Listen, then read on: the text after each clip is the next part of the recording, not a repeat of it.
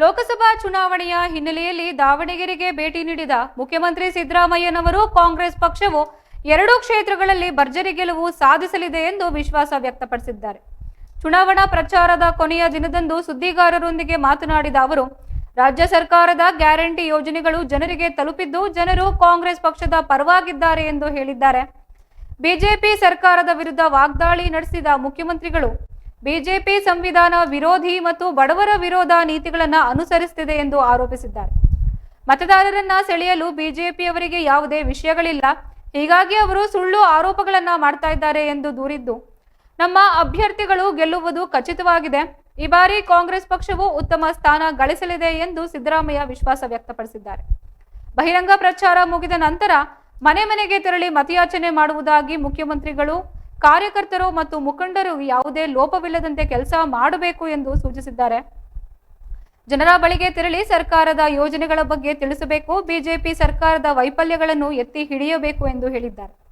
ಪಕ್ಷದ ಕಾರ್ಯಕರ್ತರು ಮತ್ತು ಮುಖಂಡರು ಶ್ರಮದಿಂದಾಗಿ ಕಾಂಗ್ರೆಸ್ ಪಕ್ಷವು ಗೆಲುವು ಸಾಧಿಸಲಿದೆ ಎಂದು ವಿಶ್ವಾಸ ವ್ಯಕ್ತಪಡಿಸಿದ್ದು, ಈ ಸಂದರ್ಭದಲ್ಲಿ ಮಾತನಾಡಿದ ಸ್ಥಳೀಯ ಕಾಂಗ್ರೆಸ್ ಮುಖಂಡರು, ಮುಖ್ಯಮಂತ್ರಿಗಳ ಈ ಭೇಟಿಯು ಪಕ್ಷದ ಕಾರ್ಯಕರ್ತರಿಗೆ ಹೊಸ ಹುರುಪು ನೀಡಿದೆ ಎಂದಿದ್ದಾರೆ. ಸಿದ್ದರಾಮಯ್ಯನವರ ಮಾತುಗಳು ಕಾರ್ಯಕರ್ತರಿಗೆ ಸ್ಫೂರ್ತಿ ನೀಡಿದ್ದು ಪಕ್ಷದ ಗೆಲುವಿಗೆ ಶ್ರಮಿಸುವುದಾಗಿ ತಿಳಿಸಿದ್ದಾರೆ. ಚುನಾವಣೆಯಲ್ಲಿ ಕಾಂಗ್ರೆಸ್ ಪಕ್ಷದ ಗೆಲುವು ಶತಸಿದ್ಧ ಎಂದು ವಿಶ್ವಾಸ ವ್ಯಕ್ತಪಡಿಸಿದ್ದಾರೆ.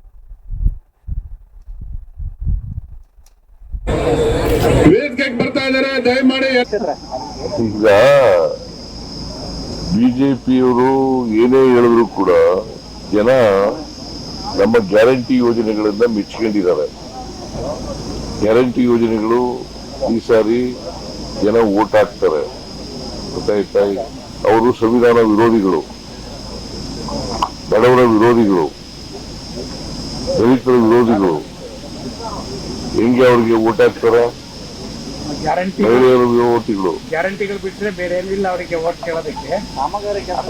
ಅವ್ರಿಗೇನಿದೆ? ಅವ್ರು ಯಾವ ಆಧಾರದ ಮೇಲೆ ವೋಟ್ ಕೇಳ್ತಾ ಇದ್ದಾರೆ? ಯಾವ ಆಧಾರದ ಮೇಲೆ ವೋಟ್ ಕೇಳ್ತಾ ಇದ್ದಾರೆ? ಆಯ್ತಪ್ಪ, ನಮಗೆ ಅವ್ರಿಗೆ ಹೇಳ್ತಾರೆ, ಅವ್ರಿಗೆ ಏನ್ ಹೇಳ್ತಾರೆ? 9 ವರ್ಷ ಸರ್ಕಾರ ಮಾಡಿದ್ದಾರೆ ಕರ್ನಾಟಕದಲ್ಲಿ,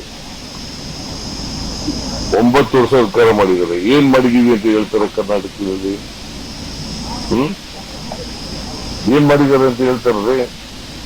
ಸುಮ್ಮನೆ ಏನೋ ಹೇಳ್ತಾರೆ ಅವರು. ನಾವು ಬಡವರ ಪರವಾಗಿರ್ತಕ್ಕಂಥ ಪಕ್ಷ, ಎಲ್ಲರೂ ಒಟ್ಟಿಗೆ ತಗೊಂಡು ಹೋಗ್ತಕ್ಕಂಥ ಪಕ್ಷ. ಅವರು ಸಮಾಜ, ಧರ್ಮ ದೇಶದಲ್ಲಿ, ಜಾತಿ ದೇಶದಲ್ಲಿ ಸಮಾಜ ಒಡಿತಕ್ಕಂಥ ಪಕ್ಷ. ಅದರಿಂದ ನಾವು ಎಲ್ಲ ಜನರನ್ನು ಒಟ್ಟಿಗೆ ತಗೊಂಡು ಹೋಗ್ತಕ್ಕಂಥ ದಲಿತರು, ಹಿಂದುಳಿದವರು, ಅಲ್ಪಸಂಖ್ಯಾತರು, ಮಧ್ಯಮ ವರ್ಗದವರು ಎಲ್ಲರನ್ನೂ ಕೂಡ ಒಟ್ಟಿಗೆ ತಗೊಂಡು ಹೋಗ್ತಕ್ಕಂಥ ಪಕ್ಷ.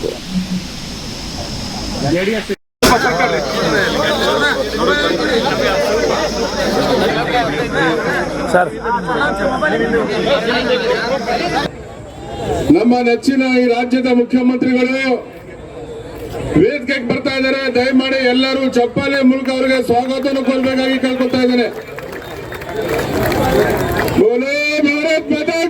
ಜಾರಿ ತರುವ ಮೂಲಕ ಪ್ರತಿ ತಿಂಗಳ 2,000 ರೂಪಾಯಿ ಹಾಕುವ ಮೂಲಕ